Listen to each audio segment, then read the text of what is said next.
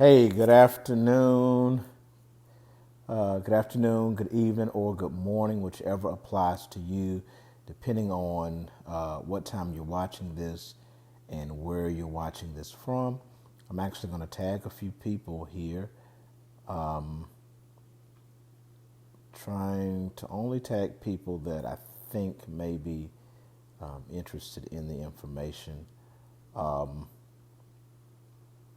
If I'm tagging you and you wish not to be tagged, please untag yourself in this video so that you will not continue to get notifications and and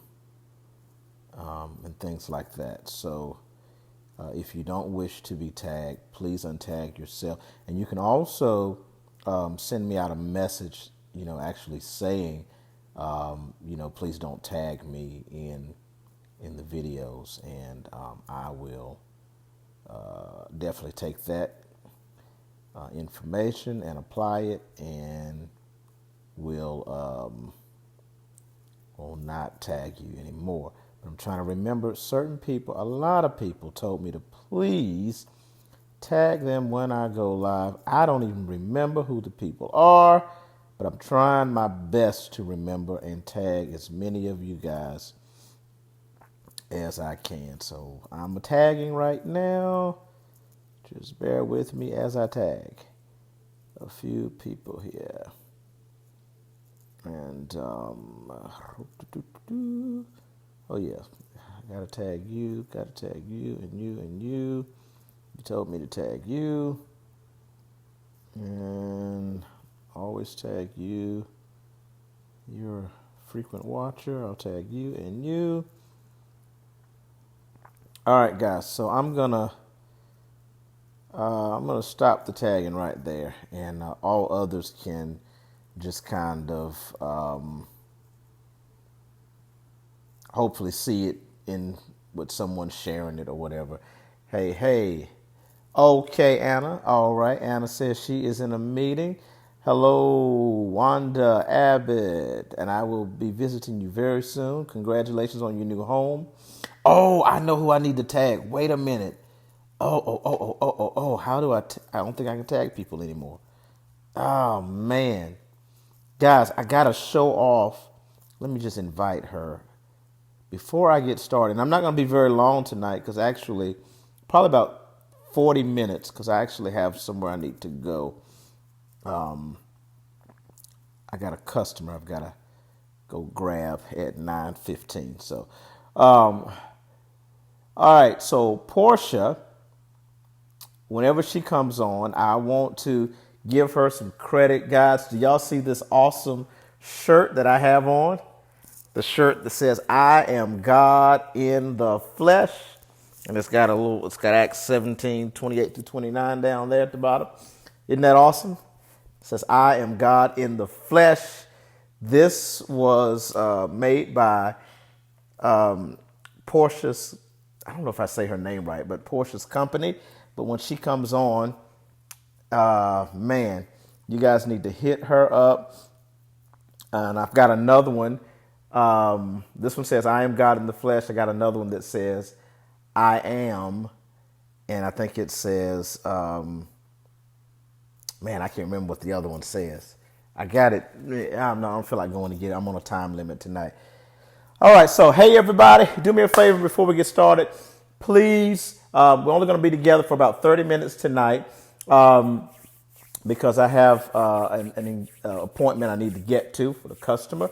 So, let me lay some ground rules. First of all, I'll say good morning, good evening, or good afternoon, whichever applies to you, depending on when you're watching this, what time you're watching it, where you're watching it from. Also want to say to any replay watchers, thank you for watching the replay. I will ask that you type replay in, and you can also hit hashtag replay because that'll come up automatically if you hit that hashtag and you start typing replay, or just type the word replay to let me know that you are a replay watcher, and I want to personally thank you for watching the replay. Also, do me a favor if you want to, if you think this is going to benefit and help somebody else, share it to your groups, share it with family, share it with friends. Most of all, engage, comment. Okay. I don't want to talk to phones and to computers. I want to talk to people. So I want you to comment. Give me those hearts, those likes, even the mad faces. If I piss you off, give me all of that. Hello, Kelly. Good to see you. And I want you to talk to each other. Don't talk so much that you distract from the information, but kind of talk to each other and greet each other. Say hello to the family. Because we're a little family here, y'all. We're a little family here. All right. Or big family. Okay. Hey, there's my friend Pulu. Hey, there's my friend Carol. All right. Let me stop talking to people. Let's get on. Everybody, Michelle Robinson says hey to everybody. She says hello, everyone. Blessings. Make sure y'all say hey back. Be nice, be kind, and say hey back. And we're going to get started right now. Hey. That's what I like. That's right. Carol says, hey, fam. I like it. I love it. Yes, I'm just soaking this in right now. Yes, Essence Evolved. Apostle Marilyn Brooks. Yes. Hello. Yes, I love it. All right. I don't want to waste any more time. I did not share this to my group, so y'all got to give me another moment. Y'all keep saying hey to each other while I go to Facebook and share this. Oh, Carol, tonight it's going to be good.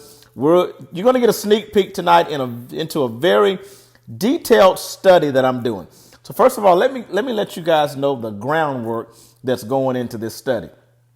I have consumed a considerable amount of time putting this together. I mean, hours and hours and hours of study. Do you hear me? Hours and hours and hours and hours of study, doing what most will not do. And also doing some of the hard work that you don't have to do. I can just give you the information and you can go back and reference the information because I'll tell you where to go and where to find it. And that way I'm doing all the hard work for you. But I have put in a ton of hours of study. So what I'm doing, just to give you an idea, this is a sneak peek into it because this is probably going to take me a year at least to actually cover all of this. Hey, there goes my sister, Cinnamon Brown. But this is probably will take me a year to cover this, guys. I really mean it because the amount of hours and concentration that I'm putting into this, absolutely for your benefit. What I'm doing is I am taking the Gospels, the original or the first, which was Mark. Matthew was not the first chronologically in the book itself, but Mark is dated the oldest. So the first written Mark, but I'm taking Matthew, Mark, Luke, and John, all three Gospels, and I am taking them and I am going line upon line from each one. Okay. You should see me in my study time. I mean, I got stuff everywhere. So I'm going through each one and line upon line, doing comparisons of the different stories about the life of Jesus, as the narrative calls him, Jesus, which means Joshua, actually.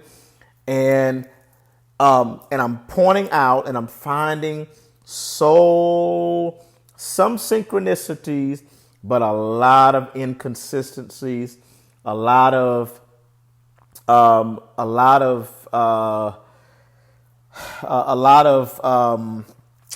what's the word? Contradictions.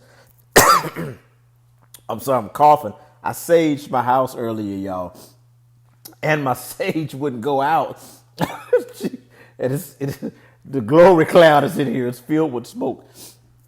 Oh, goodness gracious. I said my neighbors probably think I'm smoking weed. But anyway, that's another story for another day. But going through each of those Gospels one by one and pointing out the inconsistencies, the contradictions, and it is very, very amazing. I think I left my door open, y'all. Hold on. I can hear real good from outside. I think I left my front door open. Hold on.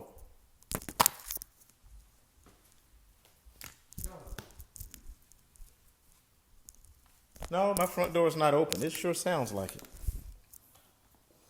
It sure sounds like somebody was about to walk into my house. But anyway, let's get into this. This is just a sneak peek into this. Again, it's going to take me a ton of hours to get this information. But I'm gonna start and give you where I am so far. So let's start at the beginning. And we're going to start with Matthew. Now, why am I doing this? Number one, because I'm a student. I love to study and it's interesting. Number two, because a lot of you're a part of something that you know nothing about. You just believe everything that comes from the podium, from the pulpit. You believe the voice of authority without doing any due diligence yourself to study to see that the information is verifiable, okay, and is even sensible, or if it even, if it makes any sense whatsoever, if it's even possible. So a lot of people do that. And even some people that have walked away from religion, really don't know what the book that they live by actually said. All right. So, by the way, the reason why I had to sage my house, not because I felt like it was some unclean stuff or whatever, but I had the smell of grease in my house. So I had to. Sage is a purifier, by the way. So it purifies the air, and there's no more grease, but it's smoke. But anyway, yes, I'm guilty. We all have been guilty of that. But today we're gonna really do this side by side comparison. And one of the reasons why I do this, because guys, I was just talking to a friend, and she is a devout fundamental Christian, but she has a lot of questions. So even though she has subscribed to fundamentalism and is in a very fundamental church and very involved in that church, yet she has a lot of questions. And one of the things she said to me, she said, I never really understood, namaste, my sister. I never really understood and still don't. And she's a practicing fundamental Christian. But she said, I never understood and still don't understand the Old Testament and versus the New Testament. She's basically, was saying that it's like there's two different gods. She said, if I had to depend on that Old Testament God and those standards, she said, I'd be on my way to hell, if there was a hell. Okay. But, I agree with her, and we begin to talk about how it almost seems like there's two gods here. All right. There's this Old Testament being Yahweh that's cruel, that's jealous, that's insecure, that commits heinous crimes, that it seems like, that it seems like Jesus was against, such as genocide, and someone made a very good point there, allegorical, absolutely. But this Old Testament Yahweh being seems to be very, very cruel. If he didn't like you or your family, matter of fact, if he didn't like you, he would kill you and your family. Okay. Or he would kill the whole nation. Okay. Genocide. And then you have this New Testament Father, Jesus's Father that we call God. But this New Testament, he seems to be a kinder, gentler, God, patient and long suffering. And James, John says he's love, and all this kind. But it's totally contradicting the Old Testament God. We won't talk about that today. We'll talk about that another day. let's get right into this because I've taken up too much of your time. So let's start by, I got notes everywhere, but let's start by looking at Matthew chapter 1. So what we're going to look at, let's start at the beginning. Let's start by looking at the genealogy of Jesus. Very good place to start. Matthew starts with the genealogy of Jesus, and Matthew says, the book of the generation of Jesus Christ, the son of David, the son of Abraham. Okay, which is, that could be explained, but it's a very weird way, honestly, to describe Jesus. So let's start with that, okay? It's a very, very weird way to describe Jesus, okay? But we're going to look at the genealogy of Jesus, which is found in Matthew 1. And to find this genealogy elsewhere in the Gospels, we've got to go to Luke chapter 3, because those are the only two, if I'm not mistaken, that show the genealogy. So we're going to put these two, Matthew 1 and Luke 3. And we may not get any further than the genealogy today. So the first thing we found is that in Matthew chapter 1, verse number 1, Jesus is called the son of David, David being the son of Abraham. Okay? So Jesus Christ, the son of David, David, the son of Abraham. If you want to get your Bible, you can go along with me. So, in Matthew starts from Abraham. Okay? All right? And Matthew, in verse number 2, Matthew starts from Abraham, and he goes through the genealogy. He says, Abraham begat Isaac, Isaac begat Jacob, Jacob begat Judas, his brethren, Judas begat Phares and Zara of Thamar. Okay, he goes through that. So Matthew starts and goes from Abraham to Jesus. Now we're going to flip over to Luke chapter 3. Oh, I didn't write down what verse it starts at, so I got to find it. I didn't write it in my notes. Dang. Hate when I do that. All right, it starts at verse 23. Let's write that in my notes, so I'll see that the next time. Luke 3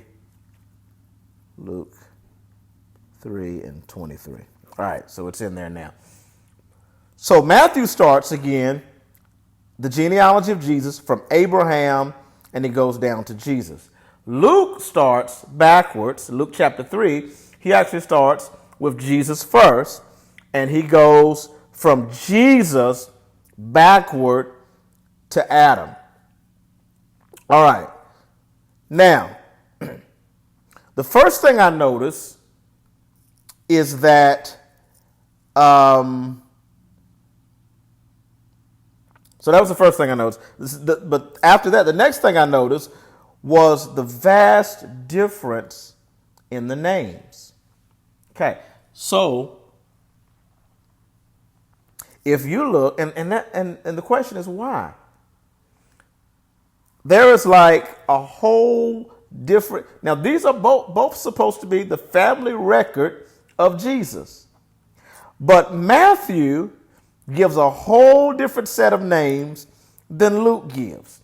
Okay, so first thing I noticed was the vast difference in names. Some people have said it's because, now, it kind of makes no sense. Some people say it's because, well, one talks about the genealogy of Jesus through Joseph, and the other is through his mother, Mary. Okay? Which makes no sense because at a certain point, the names match. The names are exactly the same. And then they change. So it can't be. Does that make sense to you guys? So that argument that's just totally debunked because, it just can't be. It just can't be because at some point the names are the same. So then I noticed, now this is just a sneak peek, guys. This is going to be more detailed when I finish this study. So I noticed the other thing is in Luke, We have a difference in the spelling of the names. You have, let me see, I can't read my writing. What in the world did I just write? Oh, so with Noah's, you've got Simei instead of Shem. So in one gospel, you have Noah's sons. I'm trying to find it here. I got it. Where is it at? Anyway, well, in one you have Simei instead of Shem. And then you have, I think this is it must be in, I don't know if it's Matthew or Luke. I'm looking. Y'all hang with me. I'm just trying to find. Oh, it's in Luke. I'm sorry. You have Sem. Okay. So when you get down to Noah, you have Sem, which was the son of Noe, got Noe, Noe. So you have Sem instead of Shem. Okay. You got Sem instead of Shem. And then instead of Noah, you've got Noe, Noe. Okay. Instead of Noah. And then you've got Abraham's father is different. Okay. You have Abraham's father with a different name. All right. Then that's mentioned in Genesis. I think, what was Abraham's father? Was it Hera? What was it? Who was Abraham's father? Yo, help me out. In Genesis, somebody tell me. I'm going to have to look it up so I won't take too long here. But anyway, you've got, somebody write it in there. But anyway, in Luke 3, you've got Abraham's father with the name Terah. Okay? And then, of course, some people say, well, that's because, the names were just, spelled differently. But then, if you want to say that, but then when you get to Abraham himself, it's Abraham. Okay? Why is Abraham's name not different? If you're going to write his father's name different, why not write Abraham's name different? No, that's inconsistent. Okay? And that just, here's the thing, guys. You're not going to pee on my head and tell me it's raining. This is a wake-up call. You're not going to pee on my head and tell me it's raining. All right? I smell the urine. Okay? All right?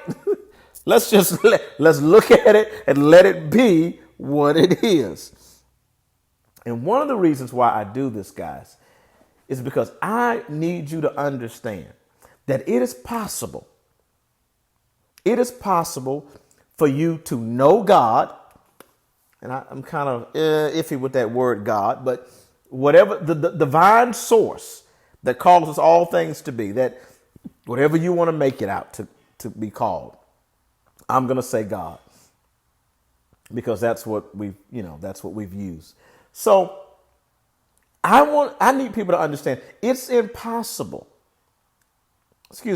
That it is possible, that it's possible for you to know God, to love God. Okay? If you want to take it there.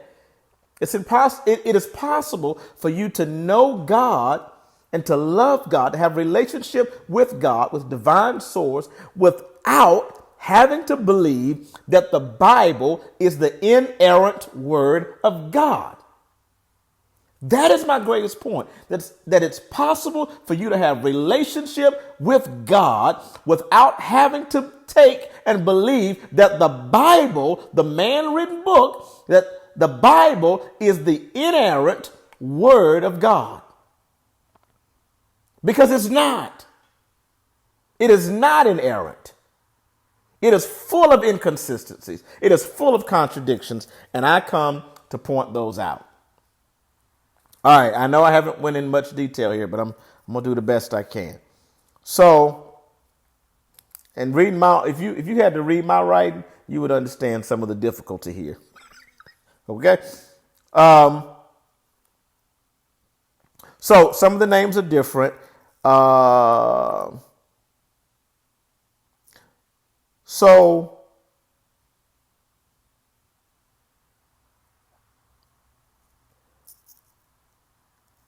So what do I got? What in the world? So we got y'all. I promise you, I'm having a problem reading my handwriting. I don't know what I was talking about. Starting fairly to match Mark with Abraham. What in the hell was I talking about? I don't know. Excuse me. Jesus Christ. But let's go to Matthew. So Matthew says in the genealogy, so go to Matthew 1, it says Jacob begat Judas. Okay? Jacob begat Judas. Judas. Luke, for some reason, decides to spell the name differently. You got to pay attention to these things. Luke says, but why? What's the purpose? When they basically copied Mark anyway, you know, but Mark had no genealogy. Okay. Anyway, so Matthew says Jacob begat Judas. I'm going to run real quickly through this. Luke says Judah, Juda, not Judas. But Luke says Judah, son of Jacob. Okay. So basically, Matthew says Jacob begat Judas. Luke says Jacob begat Judah. All right. Matthew, for some reason, says Judas begat Phares and Zara of Thamar, while Luke only mentions a son. Luke only says that Judas begat Phares. All right. I know this part might be a little boring, but I'm just pointing out all the differences. Okay. I'm going line by line. It gets more exciting when we get out of the genealogy, but this week, okay, you're going to have the boring genealogy. Matthew also adds, he adds some names that were not listed. I'm not going to go through all of this, okay? Matthew also adds Boaz of Rachab. Matthew adds Obed of Ruth. But a problem starts at David. So let's get into some good stuff.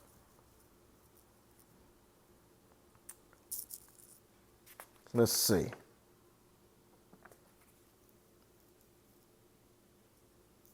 For some reason, Matthew says David begat Solomon of her that had been the wife of Urias. Okay? But you got to remember, we're talking about, why is this important? Oh, Bishop, it doesn't matter, there's different names. Well, it does matter. If we're going to say this is the genealogy of Jesus, okay, it needs to match.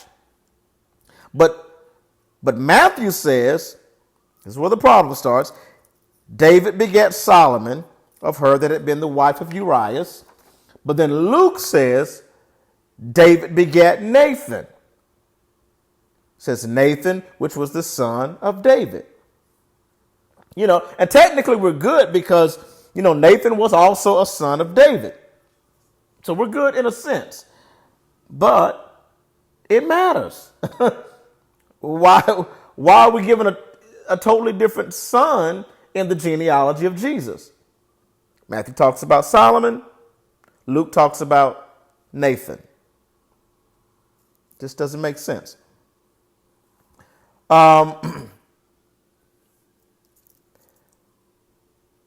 But, so all the way up until Joseph, everything changes. Okay, and remember, I told you some say it's because one is Mary's lineage, another is Joseph's lineage, which makes absolutely no sense because the names are all the same up until then. So that wouldn't make any sense. Okay. But here is where it starts to get a little weird.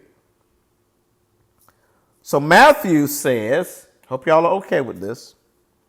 Matthew says, Mathan begat Jacob.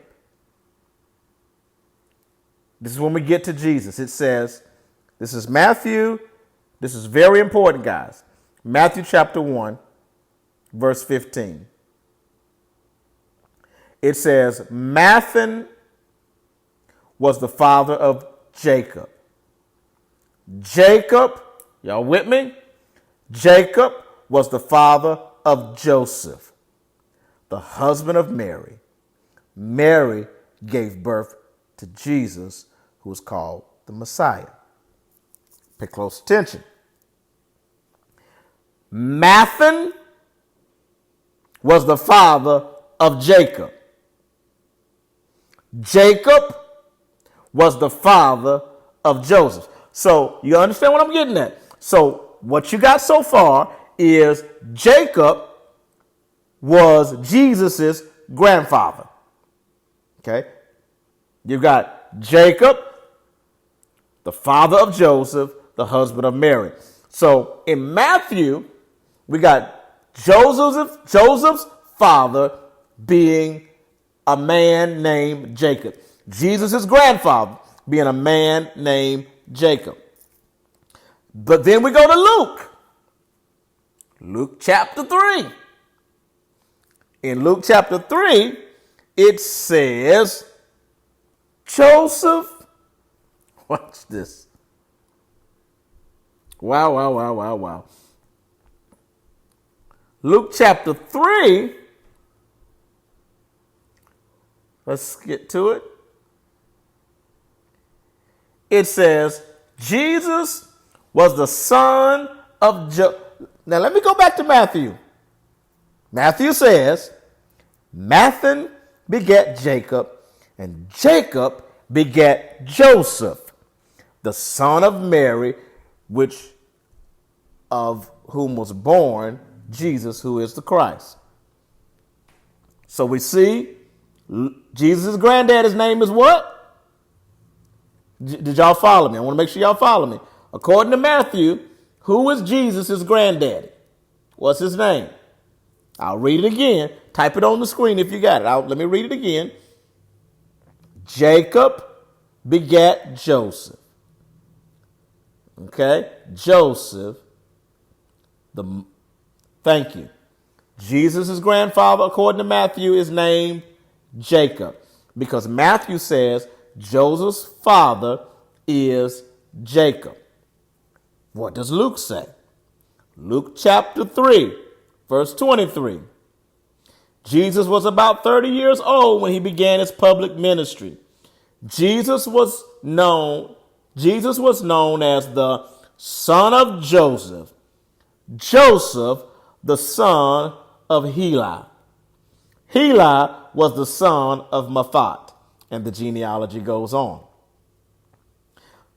Wait a minute. Matthew said Joseph's daddy and Jesus' granddaddy was Jacob. Luke says Joseph's daddy and Jesus' granddaddy was Heli. Heli. Y'all, I'm reading straight from the book. Luke chapter 3, verse number 23.